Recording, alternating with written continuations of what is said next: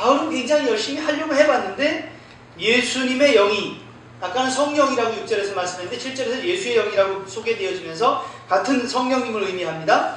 성령님이 허락하지 아니하시는지라. 그래서 결국 비두니아도 못 가고 아시아도 못 가고 아시아 비두니아를 가지 못하고 간 곳이 8절에 보니까 어디로 갔습니까? 무시아를 지나서 드로아로 갔습니다. 드로아는 항구예요. 에게해 옆에 있는 항구. 여기는 에게해 바다고요. 이 바다는 여기는 요 조금 보이는 흑해입니다. 흑해. 이 에게를 건너갈 수 있는 항구가 여기 드로아에 있었고요. 그래서 드로아에 갔습니다. 이렇게 성령님께서 바울이 가고자 하는 것을 막으셨어요. 어떤 방법으로 막으셨는지 아까 말씀드렸듯이 정확히 알 수는 알 수 없습니다. 그러나 지금까지 성령님의 인도하심을 받아서 여기까지 왔기 때문에 저는 그렇게 믿어요. 바울 사도께서 지금까지 성령의 인도하심을 따라 여기까지 왔잖아요. 그러므로 앞으로도 성령님이 인도해 주실 것에 대한 신뢰가 있었을 것이다. 바울 사도에게. 그리고 이 동행하는 일행들에게. 실라와 누가와 또 다른 일행들이 있었을 텐데 그 일행들에게 성령님의 인도하심에 대한 신뢰가 있었을 것이다. 그래서 자기가 힘썼지만 막으실 때 그들은 어떻게 했을까? 그래서 그 다음에 9절 드로아에서 바울이 환상을 봅니다. 밤에 환상이 바울에게 보이니 마게도니아 사람 하나가 서서 그에게 청하여 이르되 마게도니아로 와서 우리를 도우라. 마게도니아로 건너와서 우리를 도우라. 드로아에서 바울이 본 환상입니다. 마게도니아 사람이 손짓합니다. 와서 우리를 도와달라. 자, 그러면 무조건 가야죠. 이렇게 생각하는데 이 환상이 하나님이 주신 건지 아닌지 어떻게 알 수 있겠습니까? 10절에 보니까 이렇게 말씀합니다. 바울이 그 환상을 봤을 때 우리가 곧 마게도니아로 떠나기를 힘쓰니 이렇게 말씀합니다. 바울이 환상을 보고 일행들에게 다음날 이야기를 했던 것 같아요. 누가와 실라와 이 사람들에게 내가 이런 환상을 봤습니다. 내가 마게도니아 사람이 손짓하고 와서 우리를 도우라 하는 그 환상을 봤습니다. 그 이야기를 듣고 이 사람들이 10절 끝에 보니까 우리를 부르신 줄로 인정함이로라 이렇게 돼 있거든요. 우리를 부르신 줄로 인정함이로라. 이 부르신 줄로 인정했다라는 얘기는 그렇게 결론을 모았다라는 얘기예요. 결론을 모았다 이런 의미거든요. 그들이 같은 마음으로 여러 자료들을 근거해서 그렇게 종합해가지고 추론해냈다. 이런 의미가 담겨있는 단어거든요. 인정하다. 그러니까 그들이 바울이 마게도니아의 환상을 봤다. 그러니까 우리가 가자. 단순히 그게 아니고 바울이 마게도니아 환상을 보고 일행들에게 소개를 했고 그래서 일행들은 함께 의논을 하는 거죠. 야, 그러면 하나님께서 무슨 뜻을 가지고 계신 건가? 말씀에서는 어떻게 말씀하고 있는가? 구약 성경의 말씀도 살펴봤을 거고요. 자기들이 알고 있는 영적인 지식들을 총동원해서 그들이 그렇게 다양한 자료에 근거해서 추론해냈다. 그렇게 결론을 내렸다. 그렇게 인정을 했다라는 말씀이에요. 그래서 그들은 하나님이 저 사람들에게 마게도니아 사람들에게 복음을 전하라고 우리를 부르신 줄로 받아들였다. 인정했다. 그렇게 결론을 내렸다. 그리고 그들은 10절 처음에 환상을 보았을 때 우리가 곧 마게도니아로 떠나기를 힘썼다. 그리고 그들은 마게도니아로 떠나기를 힘쓴 것입니다. 그들은 환상을 봤다고 무조건 거기에 절대 권위를 두고 따라간 게 아니라고 보여지는 거예요. 그 말씀 드리려고 하는 거예요. 크리스찬 중에도 꿈을 잘 꾸시는 분들 계세요.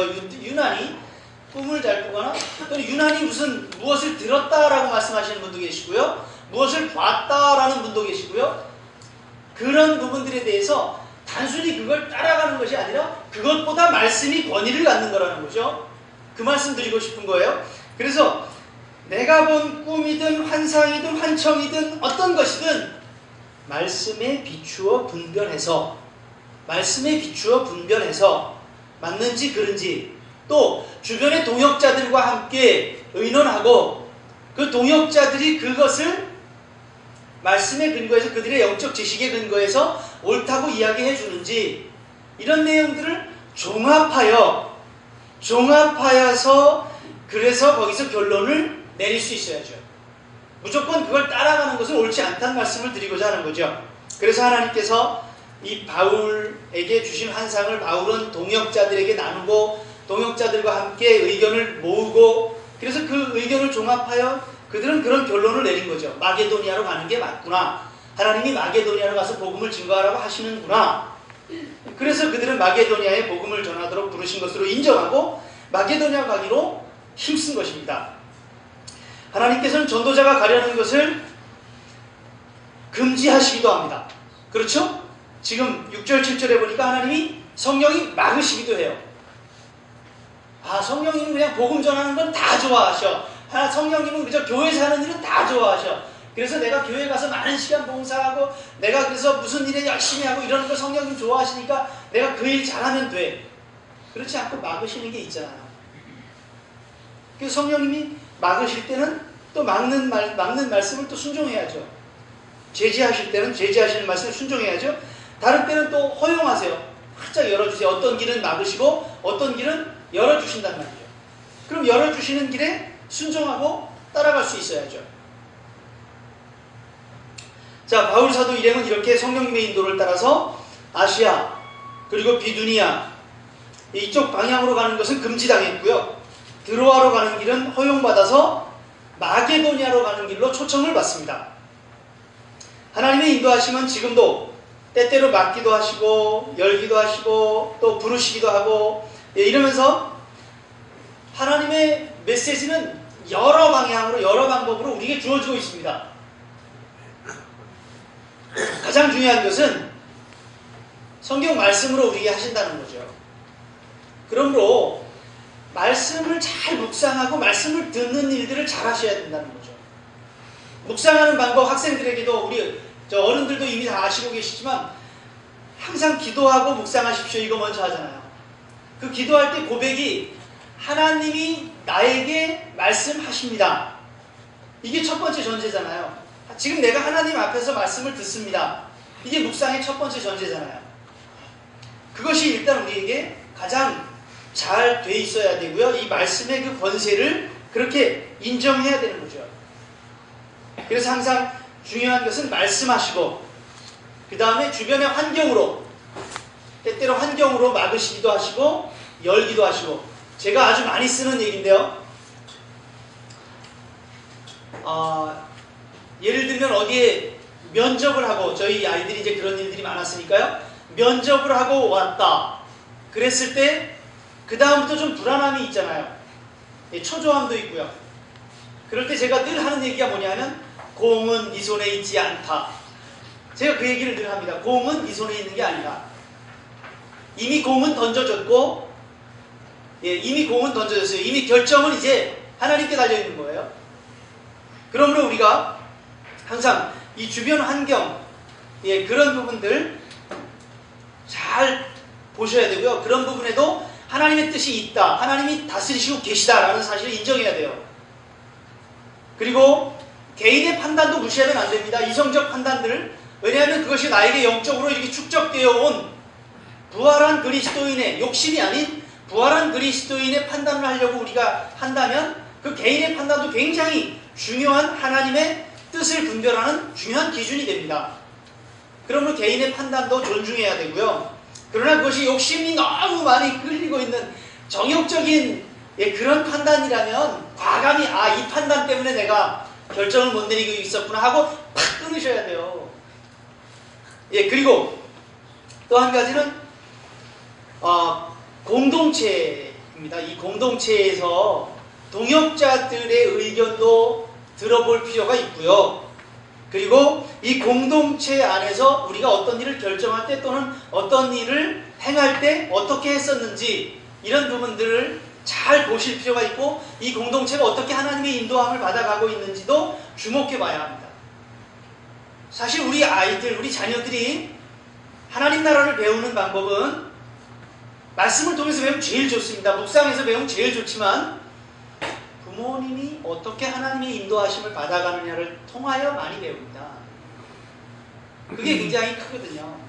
공동체가 어떻게 하나님의 인도함을 받아가느냐를 통하여 사실은 우리가 하나님의 뜻을 배워가는, 하나님의 뜻이 무엇인가를 배워가는 그런 과정이 되기도 합니다. 그래서 우리는 말씀을 통해서, 주변 환경을 통해서, 또는 개인적인 판단이나 공동체의 여건이나 판단, 이런 것들이 다 하나님의 인도하심에 총체적으로 이렇게 엮여져 있는 거예요. 그래서 뭐 공동체는 이쪽으로 인도하시고 나는 이쪽으로 인도하시고 이렇게 하시지 않잖아요. 그래서 이게 다 하나님의 인도하심 가운데 엮여져 있기 때문에, 다 이 모든 것이 하나님의 뜻 가운데 있기 때문에 다 민감해야 돼요. 다. 교회 일은 하나님의 일이니까 열심히 민감하게 해야 되고, 다른 일은 조금 소홀해야 되고, 그게 아니고 총체적으로 다 하나님의 인도하심 가운데 있기 때문에 다 민감하게 하나님이 어떻게 하시는지를 보려고 항상 깨어있는 부활한 그리스도인의 모습이 나의 전 삶의 영역에 있어야 된다는 거죠. 그랬을 때 우리는 하나님의 인도하심을 막으시는 건지 열어주시는 건지, 가야 하는 건지 스탑해야 되는 건지, 그 인도하심을 잘 받을 수 있는 겁니다. 자, 그렇게 해서 결국 그들은 마케도니아로 가게 됐습니다. 자, 다시 한번 지도를 보시겠습니다. 지난주에 제가 그런 말씀 드렸습니다. 갈라디아, 여기 비두니아, 그 다음에 여기 아시아, 이건 우리로 말하면 여긴 경기도, 여기는 강원도, 이런 식으로 그 지역이라고 말씀드렸고, 이건 그 도시들, 도시 지명이에요. 자, 그래서 지금 바울 사도가 어디에서 오라고 환상을 받죠? 어디 사람의 환상을? 그런데 여기 지도에 지금 그 이름이 지명이 있습니까? 없습니까? 없어요. 그럼 마케도니아는 어디냐? 지금 바울 사도가 있는 곳은 이 드로아라고 했어요. 아까 드로아라는 한국에 있는데, 마케도니아는 배 타고 이 넘어가서 여기 터키 지역, 지금도 이쪽 터키지만 이 아시아의 끝이라고 봐요. 여기를 일반적으로 지금. 그리고 이쪽은 유럽의 시작이라고 보고요.